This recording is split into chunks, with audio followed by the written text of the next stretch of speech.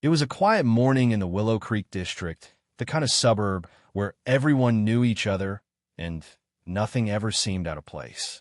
At exactly 7:02 a.m., that calm was shattered. A neighbor, alarmed by a front door swinging open in the cold dawn, dialed 911. Her voice trembled as she told dispatchers, "Something's not right next door." Within minutes, patrol cars rolled into Maplewood Lane. Flashing lights painted the manicured houses in streaks of red and blue. Officers stepped out, scanning the silent cul-de-sac. No signs of forced entry, no broken glass, just an eerie stillness that made even seasoned responders uneasy. Inside, they found a scene that felt frozen in time. A coffee cup half filled on the counter, a phone buzzing unanswered on the floor, and the faint echo of a struggle that had already ended. No one could yet grasp the full weight of what had happened. But one thing was clear. Something terrible had unfolded behind those perfect suburban walls. That morning in Willow Creek would mark the beginning of a case that exposed envy, betrayal, and a secret feud between two sisters, one by blood, the other by marriage. A jealousy that didn't just destroy trust, it destroyed a life. To understand what happened inside that quiet house on Maplewood Lane, we have to start with the people who lived there and the fragile ties that connected them. The victim was 32-year-old Emily Hartwell, a school guidance counselor known throughout the Willow Creek district for her calm nature and her ability to see the good in everyone. She'd lived in the community for 6 years with her husband, Daniel Hartwell, a contractor who ran a small renovation business out of nearby Brighton Park. Together, they were the picture of stability. High school sweethearts who had married young, bought a modest home, and built a reputation for kindness and dependability. But like every family, there were cracks beneath the surface. Emily had a complicated relationship with her stepsister, Clara Jensen, 28, Daniel's half-sister from his father's second marriage. Clara had moved into the area just a year before the tragedy, renting a small apartment less than 2 miles away. She was outspoken, quick-tempered, and according to friends, carried a quiet resentment toward Emily's seemingly perfect life. Family gatherings often painted a tense picture, small glances that lingered too long, polite smiles that didn't quite reach the eyes. Still, no one ever believed the tension would turn violent. Emily continued to invite Clara to dinners, birthdays, and holidays, determined to make peace. It was what she did best: fix people, mend rifts, smooth edges others avoided. Daniel, caught in the middle, often tried to downplay the unease between his wife and his sister. He was practical, focused on work, often gone early and home late. To neighbors, they were a normal family with normal problems. But those who knew them, well, sensed something colder forming, a quiet rivalry that seemed to intensify over time. At the center of it all stood Margaret Jensen, Clara's mother and Daniel's stepmother, a woman who, by all accounts, adored both her children, but was never blind to the tension between them. Margaret had tried to reconcile their differences, even hosting dinners to bring everyone together. But behind those family photos, framed in smiles, were years of comparison, jealousy, and unspoken hurt. The family tree was tangled. 2 marriages, blended siblings, and loyalties that didn't always line up neatly. When police began their initial interviews, it was clear from the start. Everyone loved Emily, but not everyone liked her. A painful truth that would take on new weight as investigators began to map out motives and trace the final days of her life. By mid-morning, detectives had spoken with Daniel, still in shock, and were working to locate Clara. She hadn't answered her phone, hadn't shown up for work, and neighbors reported seeing her car parked near the house hours before dawn. What began as a tragic discovery was quickly shifting.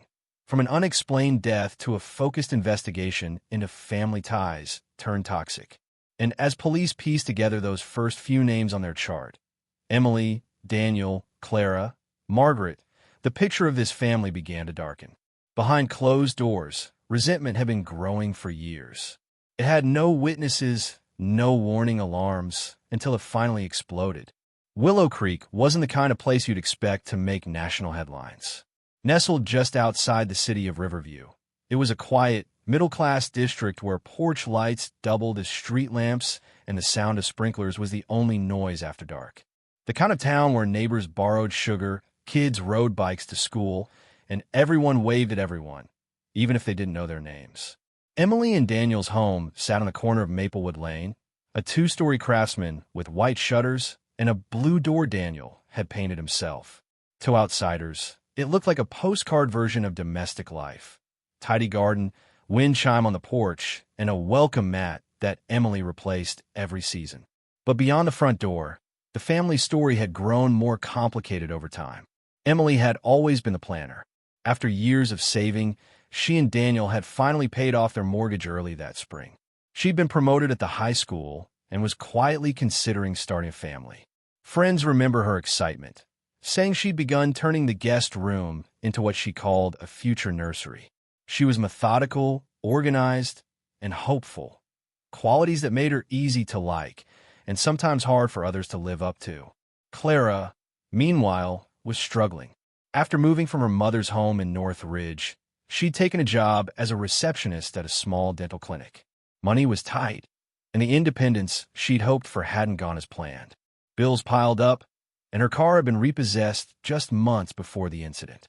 She often leaned on Daniel for help, something that quietly unsettled Emily, not because of the money, but because of the growing emotional strain it placed on their marriage. The living arrangements had become a quiet source of tension. Clara would occasionally stay over on weekends, claiming she needed to save on gas for work. Emily tried to be understanding, setting boundaries politely but firmly. Still, those visits became more frequent, and her presence in the home more intrusive. Friends later recalled that Emily once confided she felt like a guest in her own house. Financially, Daniel was stretched thin. His contracting business had slowed after a major client backed out, leaving him with debts from unfinished projects. The couple had been dipping into their savings, the same savings Clara occasionally asked to borrow from. Yet, despite the strain, Daniel insisted on helping his sister, saying she just needed a break to get back on her feet. The family's dynamic was made more complex by their parents' history. Daniel and Clara shared a father, Richard Hartwell, who had passed away 3 years earlier. His will left the majority of his estate to Daniel, the eldest, including a small rental property in Brighton Park. Clara had received a modest inheritance, but some relatives later claimed she believed she'd been treated unfairly. There were no lawsuits, no formal disputes, only quiet bitterness that lingered long after the funeral. Margaret, their stepmother, lived alone on the other side of town. She often tried to play peacemaker, calling both children regularly. But her attempts to reconcile them often ended in subtle comparisons, praising one in front of the other, unintentionally stoking the same rivalry she hoped to end. In the months before the tragedy, calls between Clara and Margaret had increased noticeably, though no one knew what was being discussed. By early summer, tensions were simmering just below the surface. Emily was planning a small anniversary party, hoping it might heal the rift. Daniel wanted to invite Clara. Emily hesitated. According to text records later reviewed by investigators, she wrote to a close friend, "I keep trying, but I'm not sure she wants peace. I think she wants to compete." The town itself took pride in its sense of community. People left their doors unlocked. Block parties were common. But beneath its calm exterior, Willow Creek had begun to feel the quiet weight of gossip. Clara's temper, Emily's generosity, Daniel's loyalty, they were all topics of whispered conversation at the coffee shop and church gatherings. When tragedy struck, everyone suddenly claimed they'd noticed something off, though few could ever define exactly what that was. Detectives would later map the family's life like a web, connecting addresses, bank transactions, and text logs stretching back months. On the surface, it was a story of ordinary people trying to manage ordinary problems. Family obligations, financial strain, and jealousy left unresolved. But as investigators soon learned, beneath that picture-perfect neighborhood lay years of resentment, carefully hidden behind politeness and routine. Willow Creek would never look the same again. The blue-doored house on Maplewood Lane, once a symbol of calm suburban life, had become the epicenter of a storm that no one saw coming. a storm born not from strangers, but from within the family itself. It started small, little misunderstandings that most families would shrug off. But in the Hartwell family, every slight seemed to linger just a little too long. Investigators later uncovered months of communication that revealed a slow buildup of resentment between Emily and Clara. At first, it was polite disagreement, texts about borrowed money, unpaid debts, or weekend plans that quietly turned sharp.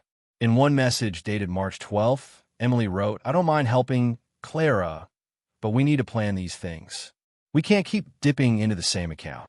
Clara responded minutes later, "You've always had everything easy, Emily. Not everyone gets what they want handed to them." The exchange ended abruptly, but its tone set a pattern that would repeat for months. Brief truces followed by simmering tension. On social media, their lives told different stories.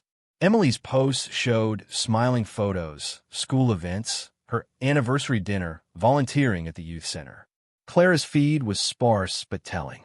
Friends described her captions as biting, often referencing betrayal or people who pretend to care. In one post, just weeks before the murder, she shared a quote, "Some people only love you when you're doing worse than them." The comments section filled with vague affirmations from friends, none of whom realized how personal that message truly was. Neighbors noticed subtle shifts, too. Clara's visits became shorter, her tone clipped. One neighbor, who lived across the street, later recalled seeing the sisters argue quietly by Daniel's truck one evening. She couldn't hear the words, only saw Emily's shoulders drop in defeat as Clara stormed off toward her car. It was the last time they were seen together in public before the tragedy. Police records show that 2 months prior, there had been a non-emergency welfare check at the house. Emily had called in the early hours after Clara showed up unannounced, visibly upset, and refused to leave. Officers noted in their report that the issue appeared family-related and resolved without incident. No charges were filed, and the matter was closed. But in hindsight, it marked a critical turning point, the first official documentation of escalating conflict. Daniel, caught between the two women he cared about most, often tried to mediate, but his attempts to calm things down sometimes backfired. According to one of his colleagues, Daniel once mentioned feeling stuck in the middle of a war, a line that now feels haunting. He wanted peace, but his silence often read as taking sides. Emily confided in her best friend, Lauren, through private messages later recovered from her phone. In one, dated June 8th, she wrote, "I try to forgive her, but every time we talk, it turns into something ugly. I feel like she blames me for everything that's gone wrong in her life." Another message followed just days later. "I think Daniel feels guilty for her situation, and she uses that to get what she wants." The digital trail became one of the investigation's strongest clues. While neither woman posted direct threats, the emotional tone was unmistakable. Clara's messages were increasingly erratic, long gaps followed by bursts of late-night texts, often accusing Emily of taking Daniel away or playing perfect for attention. The timestamps showed patterns of sleepless nights and spiraling thoughts. Detectives also found screenshots from Clara's phone showing that she had been looking at Emily's social media frequently, sometimes multiple times a day. She had saved pictures, copied captions, even mirrored Emily's posts in subtle ways. It wasn't proof of a crime, but it painted a picture of obsession, a fixation that had been growing quietly, unnoticed. There were no restraining orders, no physical confrontations, no police records beyond that one welfare check. On paper, it looked like tension between relatives that never crossed into danger. But those closest to Emily later said she'd begun changing small routines, locking doors more often, checking the porch light before bed, asking friends to call her when Daniel worked late. She never told anyone she felt threatened, just uneasy. By mid-July, communication between the sisters had nearly stopped. When they did speak, it was usually through Daniel, who tried to keep the peace. But peace, by then, had already left the house. Every message, every look, every unanswered call carried the weight of something unspoken. A rivalry no one fully understood and no one dared to confront. The Hartwells' digital lives told the story the family never would, one of jealousy growing in silence, until it was too late to turn back. What looked like family friction on the surface had become something darker, something dangerously personal. And in Willow Creek, that tension was about to reach its breaking point. The final weeks before Emily's death read like a countdown, a slow tightening of tension that no one saw until it was too late. It began around late June, roughly 6 weeks before the tragedy. Summer had settled over Willow Creek, and with it came changes that seemed ordinary at first, the kind of life updates families post online without realizing how they might be interpreted by others. Emily had just received news that the school board had selected her for a district mentorship role, a small promotion, but one that meant recognition, a pay raise, new responsibilities, and her photo featured on the district's website. Friend described her as glowing, proud, finally seeing her hard work noticed. To Clara, it was another reminder of what she didn't have. In messages later recovered from her phone, she complained to a friend that Emily always landed on her feet while she got scraps. Around the same time, Daniel had quietly listed his late father's rental property for sale, the one Clara once hoped to inherit. The money was meant to help pay off lingering business debts, but when Clara found out through a relative, she sent Daniel a string of angry texts accusing him of selling off what's rightfully mine. Emily, ever the diplomat, tried to calm the storm. She texted Clara directly, writing, "It's just a house, Clara. He's doing what's best for everyone right now." The message was polite, restrained, and entirely misunderstood. Clara replied within minutes, "You'd love that, wouldn't you? Seeing me with nothing." It was the last text Emily ever sent to her. Through July, the distance between them widened. Emily focused on her new role, posting cheerful photos of her mentorship group and the community garden she helped organize. Clara's posts, meanwhile, grew darker, vague references to betrayal, cryptic memes about people who pretend to help, and family that smiles to your face. Friends said she seemed distant, often canceling plans, spending long nights scrolling through her phone. Daniel, caught in the middle, was unaware of how deep the resentment had grown. He thought the tension would fade with time. But when he invited Clara to help with a small home renovation project, patching the deck and painting the backyard fence, it reignited everything. Emily wasn't angry, but she felt uneasy. According to her diary, later found by detectives, she wrote, "I want to believe her heart is good, but every visit leaves me tense. I can't explain it. It's like walking on glass." By the third week of July, family communication had nearly stopped. Clara began showing up at places Emily frequented, the grocery store, the coffee shop on Main Street, even the school parking lot one afternoon. Witnesses described her presence as coincidental, but repeated enough to raise eyebrows. When questioned later, she insisted it was chance, that Willow Creek was small, that she had every right to be there. Still, investigators couldn't ignore how often those coincidences lined up with Emily's routine. Then came the anniversary dinner. August 2nd, just 12 days before the murder.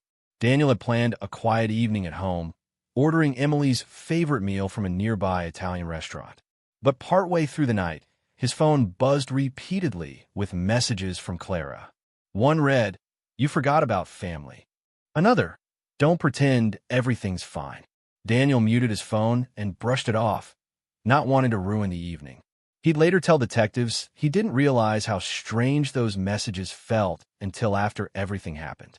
The days that followed were marked by subtle but telling signs. Missed calls, deleted messages, and Google searches that would later become key evidence. Can deleted texts be recovered? How to track someone's location without them knowing. Both women had searched those phrases within days of each other. The meaning behind them was never fully clear, but investigators would later note the eerie symmetry. Two people growing increasingly anxious, circling one another without resolution. In early August, Clara told a co-worker she'd had enough of being treated like the broken one. The co-worker thought she was venting about family drama, not realizing it was part of something far more dangerous. That same week, Emily mentioned to a colleague that she was planning to invite Clara for coffee, a peace offering she hoped might finally mend their relationship. She never got the chance. Clara's car, driving toward Maplewood Lane at 5:48 a.m., nearly 90 minutes before the neighbor's 911 call. The footage alone didn't prove anything. It was dark, grainy, but enough to place her in the area. When questioned later, she claimed she'd gone for an early drive to clear her head. Police didn't push, not yet. They were still treating Emily's death as unexplained, not homicide.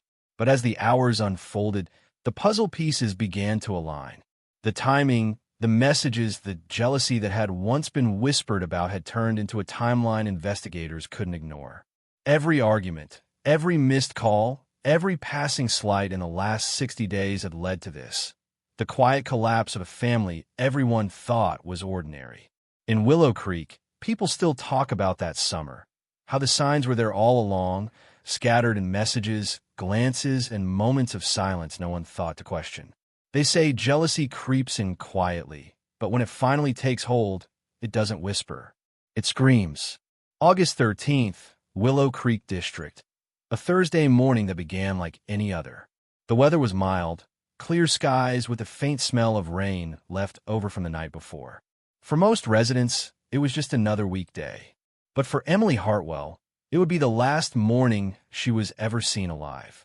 At 6:15 a.m., Emily's phone activity showed her first movement of the day. A text to Daniel read, "Good luck at the site today. Don't forget your lunch." He replied with a heart emoji at 6:18 before leaving for a job in Brighton Park. Security footage from a neighbor's doorbell camera showed his pickup truck pulling away from the driveway at exactly 6:22 a.m., verified by timestamp and later confirmed by his phone's location data. He wouldn't return for nearly 10 hours. At 6:31 a.m., Emily's smartwatch recorded her steps, moving from the kitchen to the front door. She had been watering her plants, something she did every morning before heading out. CCTV from the end of Maplewood Lane captured her jogging briefly to her mailbox, wearing a light sweater and carrying her phone. A jogger passing by later told police she waved and smiled, appearing perfectly normal. At 6:48 a.m., Clara Jensen's car, a dark gray sedan, was seen on traffic camera footage less than a mile from Emily's house, heading north. The timestamp placed her near the entrance to Maplewood Lane at a time when few others were on the road. Investigators would later determine that she didn't have work that morning. The dental clinic had closed for a routine maintenance day. When questioned later, she claimed she was running errands early.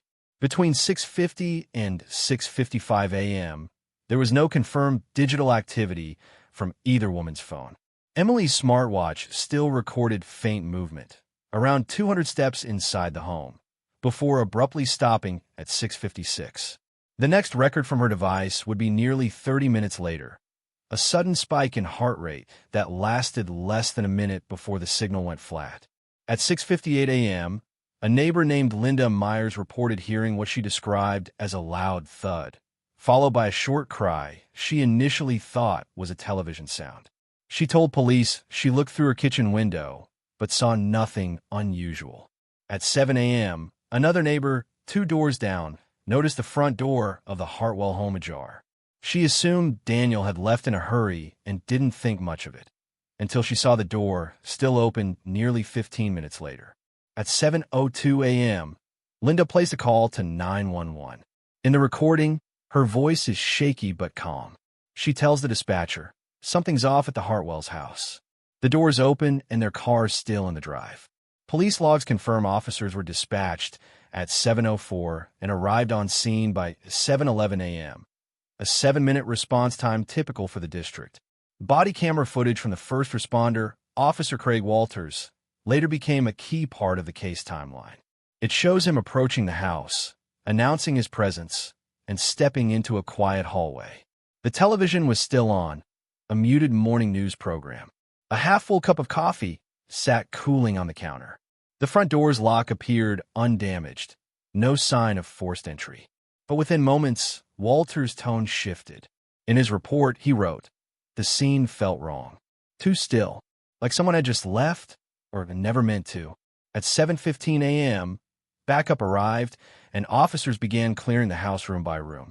The master bedroom showed no struggle, but the living room bore signs of sudden interruption. A phone on the floor, a chair slightly overturned. In the adjoining hallway, officers discovered Emily, unresponsive. Paramedics pronounced her dead at 7:24 a.m. Exact cause at that moment unknown. No visible injuries that clearly indicated homicide. Only confusion, silence, and an open question. What happened between 6:45 and 7 a.m.? At 7:35 a.m., Daniel was contacted by phone. He left his worksite immediately, driving straight back to Willow Creek. Dashcam footage from a police cruiser shows his arrival at 8:03 a.m., visibly distraught, repeatedly asking, "Is she okay? What happened?" Officers separated him immediately as standard protocol. His reaction was described by investigators as consistent with shock and disbelief. Clara's timeline that morning, however, became the investigation's focal point. According to her phone's GPS data, she was in the vicinity of Maplewood Lane until 7:12 a.m. before driving east toward North Ridge. Traffic cameras caught her car passing through the intersection at 7:18, just minutes after police had been dispatched to the scene. When interviewed later that afternoon, she claimed she was out for a drive, unaware of anything unusual. Her voice, recorded during questioning, remained calm, almost rehearsed. By 8:45 a.m., detectives began canvassing the neighborhood. One witness, an early morning dog walker, recalled seeing Clara's gray sedan parked near the cul-de-sac around 6:50 a.m., engine running. Another, a delivery driver, noticed movement inside the Hartwell living room window but couldn't identify who it was. The accounts were consistent but not conclusive. Between 9 o'clock and 11 a.m., forensic teams arrived. They photographed the scene, logged every item in sight, and began dusting for prints. They recovered fingerprints belonging to both Daniel and Emily, as expected, and a partial print on the back door handle later matched too. Clara, when asked about it, she explained she'd visited days earlier to drop off mail. Detectives noted the print's freshness, but without context, it wasn't definitive evidence. Phone records later revealed that Clara's device was placed on airplane mode from 6:46 to 7:13 a.m., a 27-minute gap that aligned perfectly with the suspected window of time inside the house. When asked, she said her phone battery had died briefly, but technicians confirmed her device had a 62% charge at the time the setting changed. As the timeline formed, investigators separated confirmed facts from speculation. Confirmed. Daniel left at 6:22 a.m. Confirmed. Emily was alive and active until 6:56. Confirmed. Clara's car entered Maplewood Lane around 6:48. Confirmed. A 911 call was made at 7:02. Everything else, the sounds, the brief movement, the motive, remained open questions. What happened inside that house during those 12 minutes between 6:48 and 7 a.m. would haunt the investigation for months. It was the gap no one could fill, no camera, no eyewitness, only digital shadows left behind by two phones and one family torn apart. Whatever took place in that narrow slice of time changed everything. And from that morning forward, Willow Creek would never sleep as peacefully again. By the time investigators entered the Hartwell residence that morning, they expected chaos. What they found instead was eerie calm, the kind that raises more questions than it answers. The house on Maplewood Lane was immaculate. Freshly vacuumed carpets, dishes neatly stacked, curtains half drawn to let in the morning light. It didn't look like a crime scene. It looked like a home paused mid-routine. A soft tune from the kitchen radio still played on repeat, the same song looping quietly in the background as officers took their first steps inside. Detective Elena Marks, the first on scene, later told colleagues that something about the layout felt rehearsed. Nothing appeared out of place, yet everything seemed just slightly off. A dining chair was turned a few inches away from the table. A folded sweater rested on the staircase rail, though it was midsummer. The coffee pot was half empty, still warm, as though its owner had meant to refill her cup. On the hallway table, police noticed two mugs, not one. One bore Emily's lipstick mark. The other appeared untouched, but recently washed, drops of water still clinging to its rim. It raised an immediate question. Had someone else been there that morning? There was no forced entry. The back door's deadbolt was unlocked from the inside. The windows were intact, blinds partially drawn. Whoever entered that house didn't break in. They were either invited or had a key. Detectives documented every inch of the home. On the living room rug, they found faint impressions, 2 sets of footprints, one smaller, one larger. No signs of a struggle, no broken glass, no blood. Just subtle movements that suggested an argument, a sudden interruption, or maybe a confrontation that ended too quickly for noise to spread beyond those walls. In the kitchen, Emily's phone was found face down beside a notebook filled with lists, school notes, grocery items, and a short reminder that read, "Call her tomorrow. Try again." Investigators suspected it referred to Clara, though they couldn't be sure. Nearby, the front door stood half open, key still in the lock. A faint smell of perfume lingered in the hallway. Not Emily's usual brand, according to her husband. Outside, officers found tire marks on the gravel driveway. They were narrow, matching the tread of a compact sedan. The impressions were fresh, moisture still glistening in the grooves from morning dew. Forensic teams photographed them immediately, noting that Daniel's truck and Emily's SUV didn't match that pattern. Once the scene was secured, the house on Maplewood Lane shifted from a place of grief to a zone of quiet science. The forensics team arrived shortly after 9 that morning, led by crime scene analyst Dr. Ryan Keller, a meticulous investigator known for treating every object as a potential clue, even those that seemed ordinary. Their first focus, entry and exit points. The front and back doors were carefully dusted for prints, hinges checked for tampering, locks examined for tool marks. None were found. The absence of forced entry confirmed what detectives already suspected. Whoever came into the house didn't need to break in. They were expected, or at least familiar enough to move freely. The back porch showed faint residue on the railing, a thin film of soil consistent with the type found along the footpath behind the property. Investigators collected samples, later matching them to soil on a pair of shoes recovered from Claire's apartment. That match didn't prove presence, but it placed her in similar terrain around the same time. Inside, technicians swept the living room for trace evidence, fibers, hair strands, and skin cells invisible to the eye but critical to reconstruction. On the hallway rug, 2 distinct fiber types were recovered. One matched the carpet itself. The other was a short synthetic strand consistent with the lining of a jacket. Emily's wardrobe contained none with that material. Forensic analysts packaged it for comparison with clothing collected later under warrant. Every surface was photographed before touch: tabletops, handles, switches, and glass frames. Each print lifted was logged, labeled, and cross-referenced. The majority belonged to Emily and Daniel, as expected. But one partial thumbprint from the edge of the kitchen counter stood out. It was small, clean, and newly formed. No dust or smudge from prior handling. When analyzed, it showed alignment with Clara Jensen's right thumb, though experts were cautious to note, context matters. A print alone cannot tell when or why it was left. Forensic chemists then turned to the mug in the hallway, the one with no lipstick mark. Swabs revealed faint traces of DNA on the handle.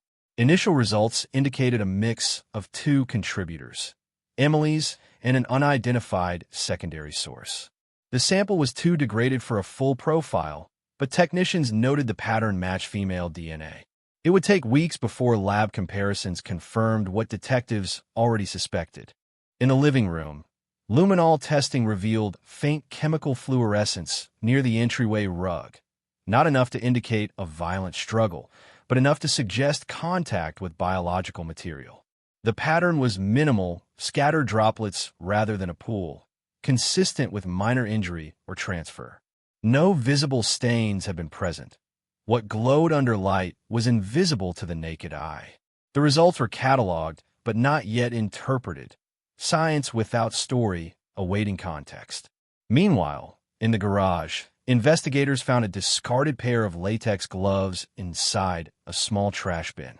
One glove contained partial prints. The other showed residue of cleaning solution and faint traces of skin cells. Forensic pathologists avoided assumptions but logged it as item of interest. The trash was collected the previous evening, which meant the gloves had been used sometime overnight or early that morning. By mid-afternoon, the county coroner, Dr. Evelyn Cho, completed the preliminary autopsy. Her report avoided drama, just facts.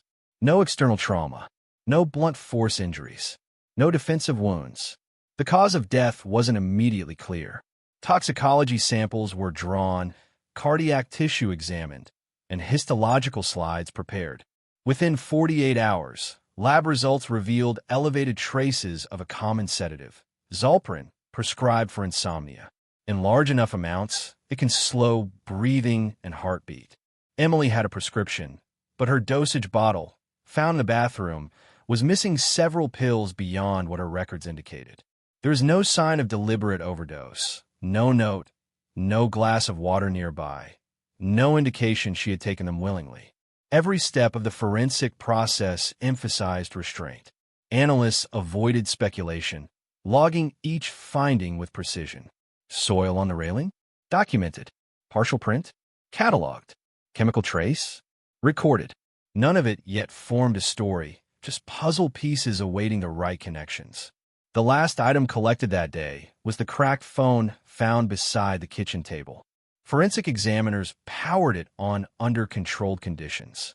The last outgoing message remained frozen at 6:57 a.m., unsent but typed halfway through. Can we? The rest was blank. Whether it was a text to Daniel, to Clara, or to someone else entirely, no one could yet confirm. But it marked the last moment of activity from Emily Hartwell's hand. Forensics, at its core, is patient work. It doesn't rush to accuse. It waits for lab results, for patterns, for truth that can withstand scrutiny. And as evidence left the house in sealed bags that day, the investigators of Willow Creek had only one certainty. The answers weren't hidden in the noise of speculation, but in the quiet precision of science. Every fingerprint, every fiber, every molecule collected from that tidy, suburban home carried a fragment of truth. It would take months before those fragments aligned, but when they did, they would reveal how jealousy, calculation, and opportunity collided in one silent morning on Maplewood Lane. When the physical evidence reached its limits, investigators turned to the silent witnesses that never lie: phones, bank accounts, and digital footprints. These held what a crime scene could not. Timelines, intentions, and secrets typed out one message at a time. The digital forensics team began by extracting data from Emily's phone, the cracked device recovered from her kitchen table. Using software designed to reconstruct deleted content, they uncovered a trail of messages that filled in the gaps of her final days. The night before the incident, at 10:47 p.m., Emily had texted a close friend, "I think I'm finally going to talk to her. I can't keep pretending this tension isn't affecting Daniel." The message went unsent, possibly saved as a draft when she fell asleep. It was time-stamped less than 8 hours before her death. The next discovery came from her call logs. Between 5:59 and 6:41 a.m. on the morning of her death, 3 missed calls appeared, all from Clara. The first 2 were short, under 10 seconds. The third lasted nearly a minute before disconnecting. Clara told police she called only once, to apologize for past arguments. But data recovery showed she'd tried multiple times, a direct contradiction to her earlier statement. Investigators then moved to location history. Emily's phone remained stationary within the home until 6:56 a.m., confirming she never left the house. Clara's phone, however, told a different story. GPS data placed her device within a 200-meter radius of the Hartwell residence from 6:44 to 7:12 a.m., with a brief signal drop exactly when her phone was switched to airplane mode. When asked about that gap, she said her device had lost service. Yet cell tower diagnostics confirmed the disconnection was manual. The phone had been deliberately toggled offline. The financial trail provided even more context. Reviewing the Hartwell's joint bank account, analysts noticed a small but curious withdrawal of $480 from Daniel's debit card 2 days before the incident. The funds were transferred to Clara's account, marked as personal loan. Daniel later explained it was to help her catch up on bills. Investigators traced Clara's subsequent spending. including an online purchase at 6:03 p.m. the night before the murder. A household cleaning solvent and a pair of latex gloves, both delivered to a local drop locker near her apartment. The same brand of gloves was later recovered from the Hartwell trash bin. Further financial records showed Clara had recently applied for a short-term loan, which was denied due to unpaid debts. Around that same period, Emily's life insurance policy had quietly been updated. The beneficiary remained Daniel, but the alternate beneficiary, listed in the event of his passing, was Margaret Jensen, Clara's mother. The change had been processed 3 weeks prior. While not unusual, it added another layer of complexity to what was quickly becoming a financially tangled web. Investigators also uncovered transaction data linking Clara to the sale of a small gold bracelet on an online marketplace. The bracelet matched one missing from Emily's jewelry box. When questioned, Clara claimed Emily had given it to her months ago. Detectives couldn't verify that claim, but the sale occurred 3 days before the murder, suggesting urgency rather than sentiment. Phone extraction from Clara's device revealed more telling details. Among the recovered files were recently deleted search queries, how to clean fingerprints off metal, what time police respond to 911, and effects of sleep medication overdose. Each search was timestamped between August 9th and August 12th, in the days leading up to the murder. When confronted, Clara dismissed them as random curiosity. Investigators didn't argue. They simply logged the data and moved on. Facts would speak louder than explanations. Daniel's phone offered less drama, but crucial corroboration. His work route that morning matched his statement precisely, backed by GPS logs and job site entry records. No anomalies, no deleted content. His accounts showed no unusual transfers beyond the payment to Clara. In the investigators' words, his digital life was boring, and boring is good. The final piece of the puzzle came from shared cloud storage. Emily and Daniel had a family plan that automatically backed up photos and documents. Among the synced files was a voice memo, recorded 3 nights before her death. The clip was short, just under a minute, Emily's voice quiet but steady. She said, "If something happens, it won't be random. I just hope Daniel knows I try to keep peace." There were no threats, no names mentioned, only a tone of resignation that chilled everyone who heard it. The combined digital and financial evidence didn't declare guilt, but it drew a shape around motive, money, resentment, and control. It suggested careful movement in the days leading up to tragedy, a tightening circle that left less and less room for coincidence. Still, the investigators remained cautious. They knew that data could hint, but it couldn't accuse. Interpretation belonged to the courts, not the lab.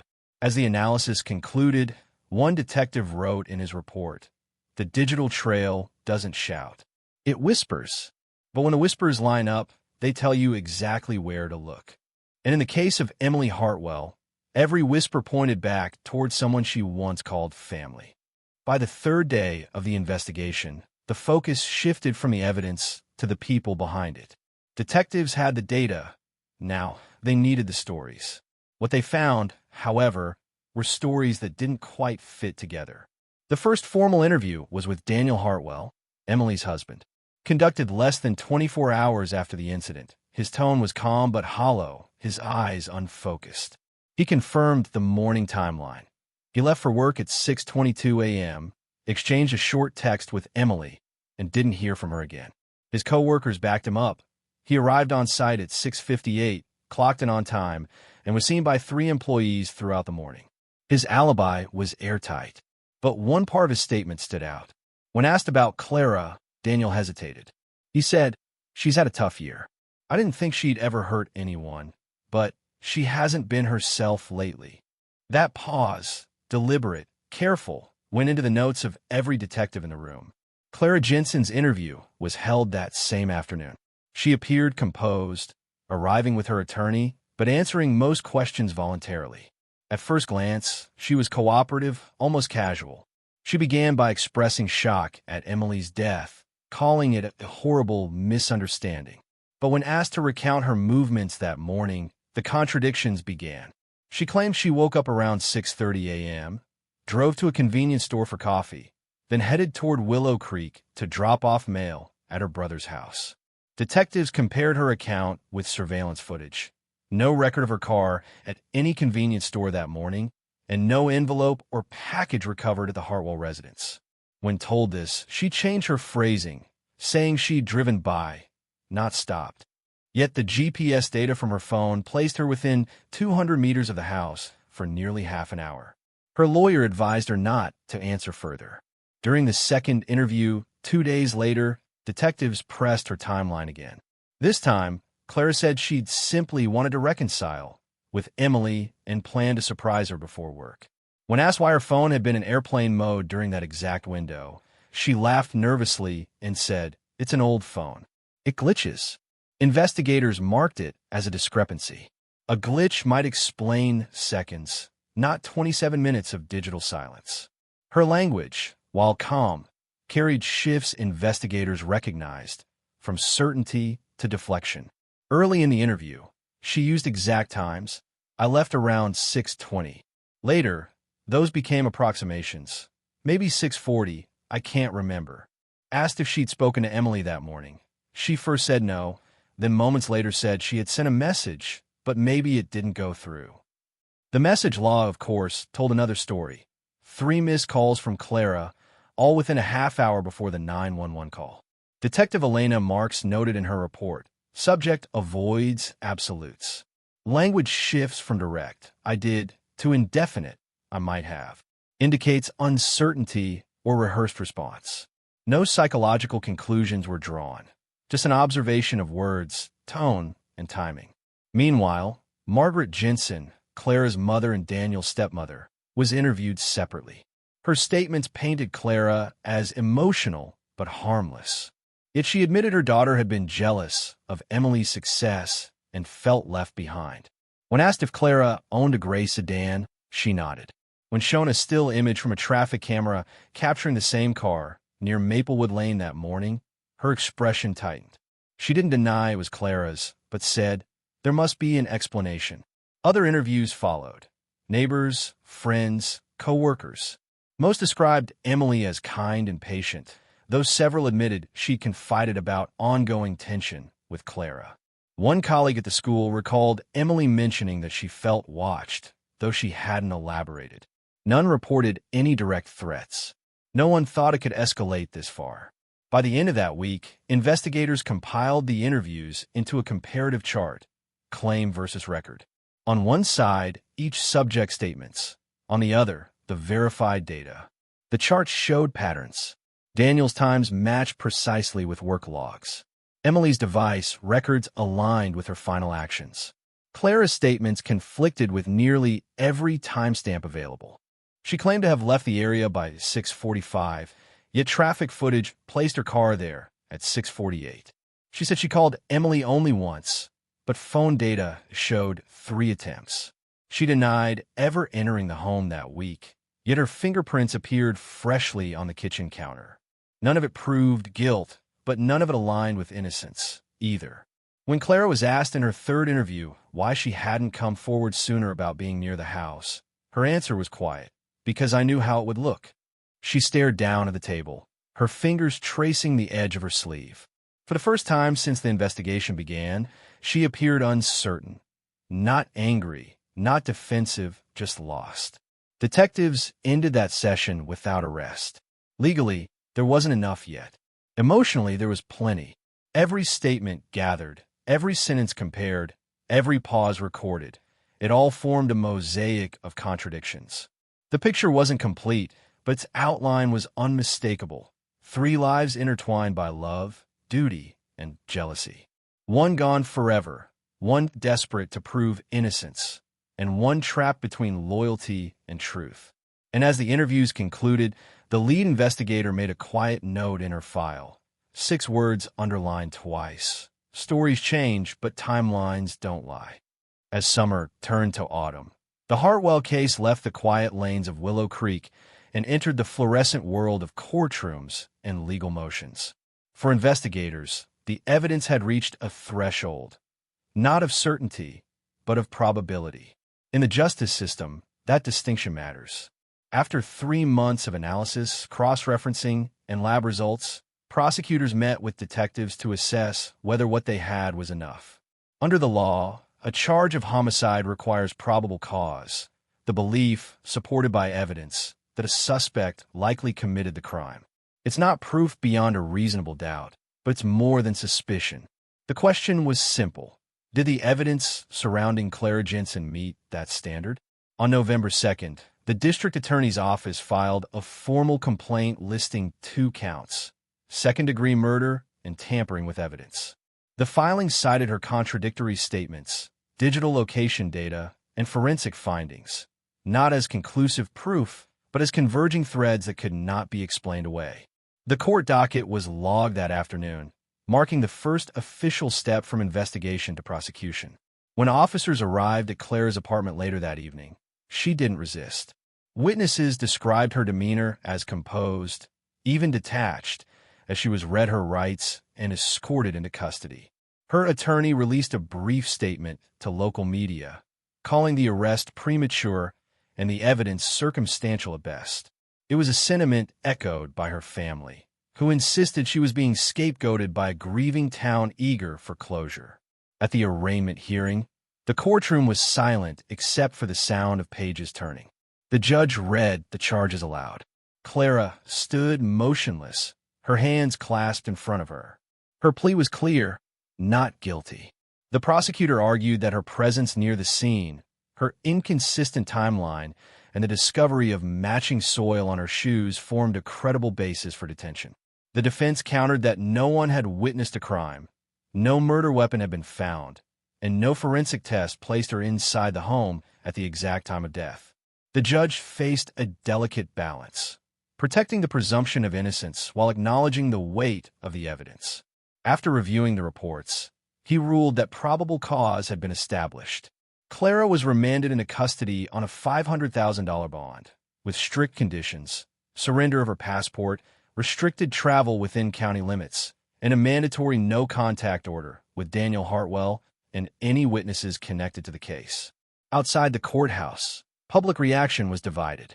Some saw the arrest as overdue justice, others as a tragic mistake tearing apart a family already broken by loss.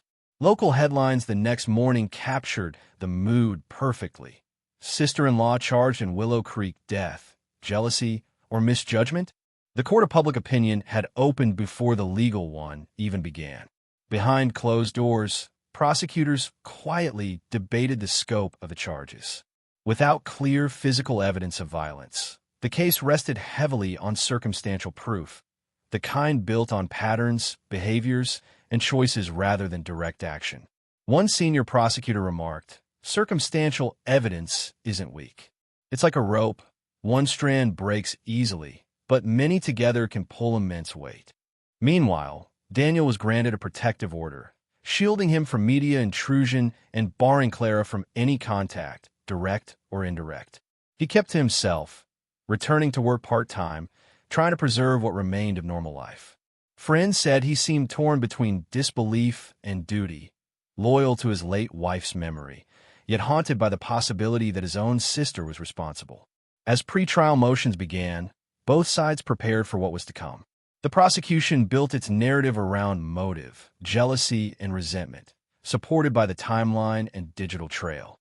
The defense centered on doubt, absence of eyewitnesses, inconclusive forensics, and a claim that the sedative in Emily's system could have been self-administered. The legal machinery had begun turning, slow and methodical. Each side gathering experts, witnesses, and theories, knowing that in the end, only one question would matter: not whether Clara had motive, but whether the evidence proved she acted on it. In Willow Creek, the case that once whispered through quiet streets had become a headline, a courtroom drama of love, envy, and accusation. And as the gavel fell to close that first hearing, one truth echoed above all: the law doesn't decide what feels right. It decides what can be proven. When the case finally moved into the courtroom, the prosecution's theory unfolded with clinical precision, a 3-part structure built on motive, means, and opportunity. Each strand, taken alone, was ordinary. Together, They formed the story of a murder born not of rage, but of quiet, calculated resentment. Their first pillar, motive. Prosecutors argued that Clara Jensen's jealousy had matured into obsession. They pointed to years of comparison, the steady career, the stable marriage, the inheritance she believed was unfairly divided. It wasn't one argument or one insult, they said, but a lifetime of feeling outshined. Text messages entered into evidence showed months of tension. Clara writing, "You make me feel invisible," and weeks later, "I'm done being your charity case." The prosecution told the jury that this emotional erosion didn't explode in a single moment. It eroded the last traces of restraint. The second pillar, means. Forensic analysts testified that Clara had the access and the knowledge to act. She knew the layout of the Hartwell home, where the spare key was hidden, which doors stuck when Daniel left for work. She'd borrowed Emily's sleeping medication once before, claiming trouble with insomnia. The missing pills, the online search history about dosage limits, and her purchase of cleaning gloves days before the death formed what the district attorney called a chain of preparation, not coincidence. The third pillar, opportunity. Every timestamp, every camera still, every GPS ping placed her near the house during the narrowest window of Emily's final moments. The doorbell footage, though blurry, captured a silhouette of her build. The soil on her shoes matched the garden path behind the Hartwell residence.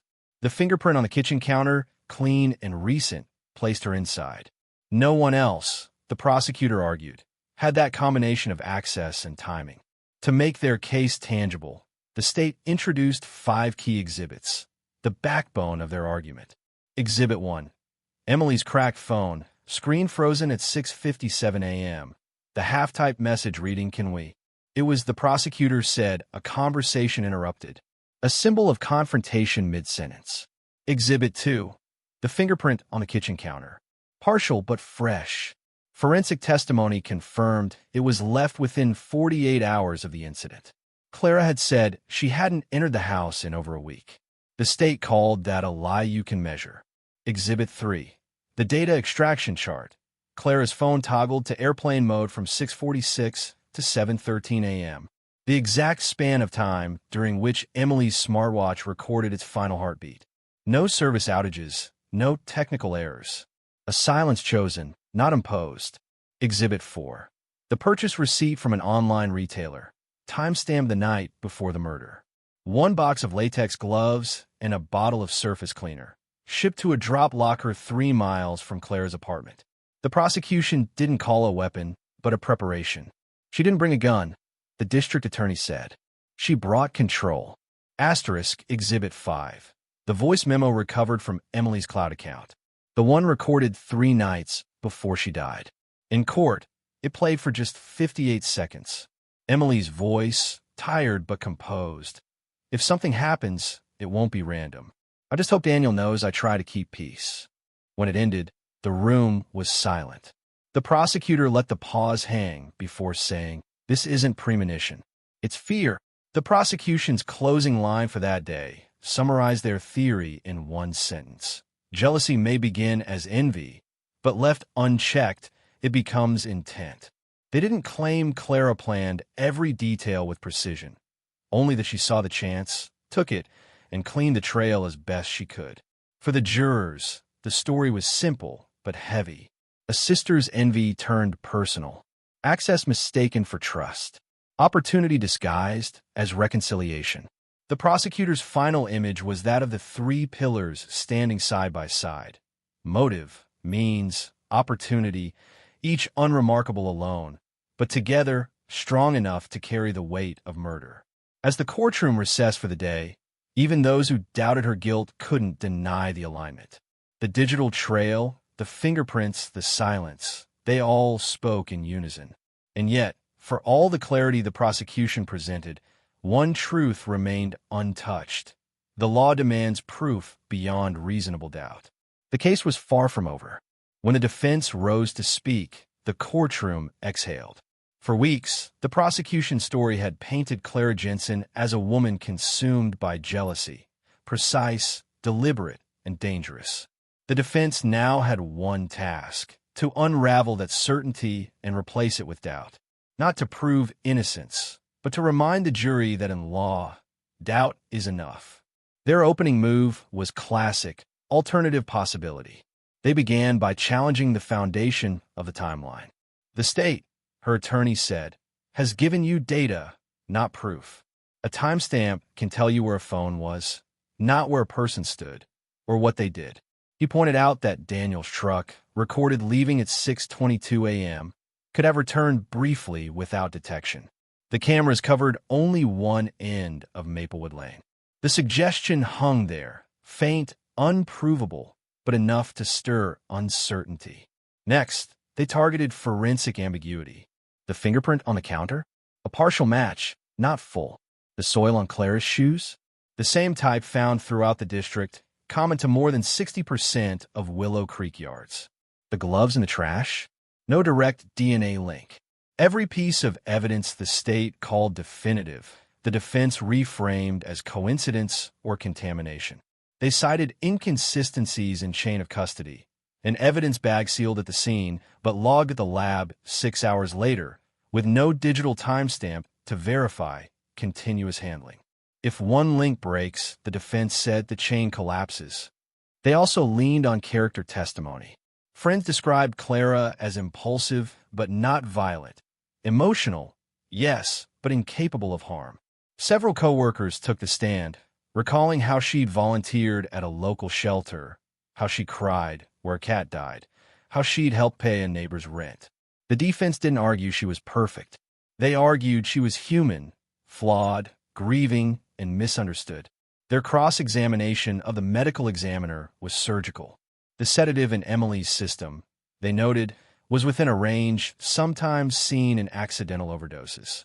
The coroner herself admitted under oath that she couldn't determine precisely when or how the substance entered Emily's bloodstream. That, the defense said, is the space where doubt lives.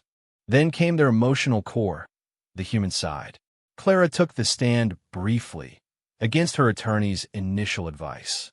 Her voice was steady, though her hands trembled. She said, "I argued with her, yes. I was jealous sometimes, yes. But I didn't kill her. I wanted her to forgive me." For a moment, the courtroom was silent. Even the prosecutor didn't interrupt.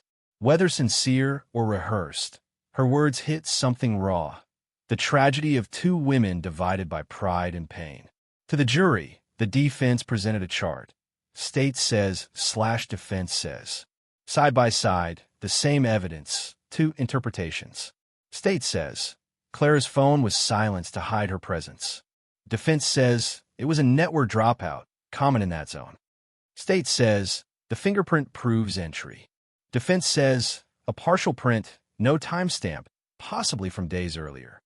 State says the sedative was administered maliciously. Defense says it could have been accidental, self-dosed, or misrecorded. State says her purchase of gloves implies intent. Defense says she was a dental assistant. Gloves were part of her job. State says jealousy was motive. Defense says jealousy is not a crime.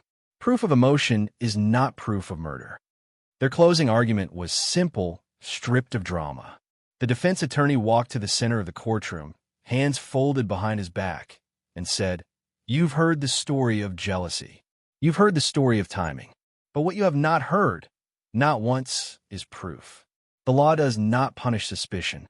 It punishes certainty beyond doubt. And there is no certainty here." He paused, letting the silence stretch before his final words. "The prosecution asks you to see motive as murder.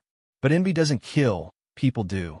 And the truth, as painful as it is, may still be waiting beyond this room." When the jury left to deliberate, the air in the courtroom was heavy, almost motionless.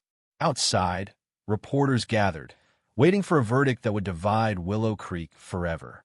Inside, the defense table sat still, files closed, chairs empty, the echo of their final line lingering like a shadow. Doubt is not weakness.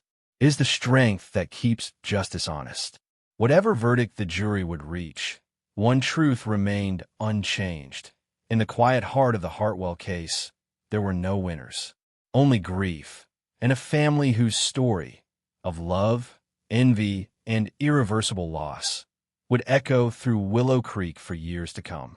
After 4 long weeks of testimony, analysis, and argument, the trial of Clara Jensen versus the state of Riverview County came to its final act.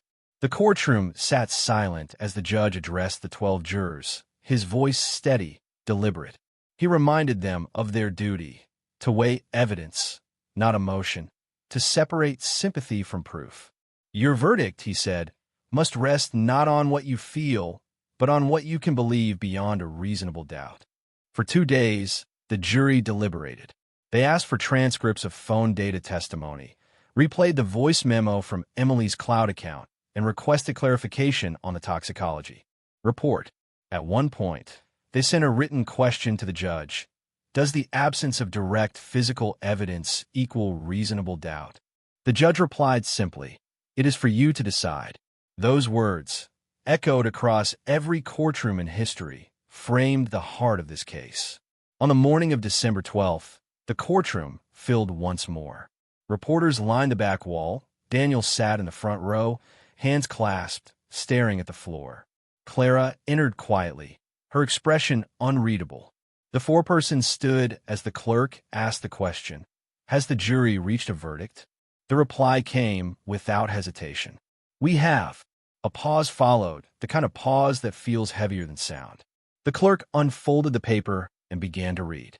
On the charge of second-degree murder, we find the defendant guilty. A faint gasp rippled through the gallery. Daniel closed his eyes. Clara didn't move. The judge nodded once, then instructed the clerk to continue. On the charge of evidence tampering, we find the defendant guilty. There were no shouts, no outbursts, just stillness. The presiding judge thanked the jury for their service, dismissed them, and set a date for sentencing. Clara was escorted out as flashbulbs flickered through the courtroom windows. 2 weeks later, at the sentencing hearing, the tone was solemn, almost reverent. Under state law, second-degree murder carried a range of 20 years to life in prison, depending on aggravating and mitigating factors. The judge listened first to the prosecution's statement that the act showed planning, emotional manipulation, and a deliberate attempt to cover tracks. They asked for a sentence at the high end of the range. The defense countered with pleas for leniency, citing Clara's mental state, her history of depression, and her willingness to cooperate with police. "She is not a monster," her attorney said softly. "She is a person who made a catastrophic mistake in a moment of emotional collapse." Asterisk, then came the victim impact statements. Emily's colleagues spoke of her kindness, her steady hand with struggling students. Her mother, voice trembling, said, "Emily tried to build bridges. She never imagined the person she was trying to help would destroy her." Daniel spoke last, his words barely above a whisper. "I lost my wife and I lost my sister. Whatever sentence is given today won't bring peace, but maybe it will stop the silence from swallowing everything else." The judge, after a long pause, delivered his remarks. He acknowledged the complexity of the case, the absence of physical violence, the presence of emotional corrosion. "Jealousy," he said, "is not a crime. But when it turns into action that takes a life, it becomes tragedy and law in equal measure." He sentenced Clara Jensen to 27 years in state prison, with eligibility for parole after 22. She showed no visible reaction, only lowering her head as the bailiff placed a hand on her shoulder. Her attorney whispered something no one else could hear. Daniel watched her leave the courtroom for the last time, a single tear tracing down his face. Not anger, not triumph, but finality. As the gavel struck, the story of the Hartwell case reached its end, not with resolution, but with reckoning. A life lost, a family destroyed, and a small town forever changed. The verdict didn't erase the pain, nor did the sentence heal the wound. But for those left behind, it offered something the past months had denied them, an answer. Not perfect, not absolute, but enough to close the chapter. Outside the courthouse, the winter sun broke through thin clouds, casting long shadows across the steps. Reporters spoke of justice, closure, and lessons learned. But in Willow Creek, those who had known the family simply lowered their heads, whispering the same thought, that jealousy had written its final line, and peace at last had the floor. The verdict may have closed the trial, but did not end the story. In the months that followed, the Hartwell case continued to echo through courtrooms, petitions, and headlines. Justice, as it turned out, was not a final word. It was a process still unfolding. Within 30 days of sentencing, Clara Jensen's defense team filed a notice of appeal with the Riverview County Court of Appeals. The motion argued that the conviction relied too heavily on circumstantial evidence and that the court had admitted certain digital records without sufficient verification of chain of custody. The appeal cited alleged procedural errors, specifically that jurors had been shown the emotional voice memo without a proper limiting instruction. Her lawyers claimed it prejudiced the jury by appealing to sentiment rather than fact. The prosecution responded with confidence, noting that every piece of evidence presented had met admissibility standards and that the defense's objections were addressed during trial. The appellate court accepted the filing, placing the case under review. For months, legal analysts debated whether the conviction would stand. The community, meanwhile, tried to move on, though the name Hartwell remained a quiet headline on courthouse bulletins. While the appeal was pending, 2 additional motions surfaced.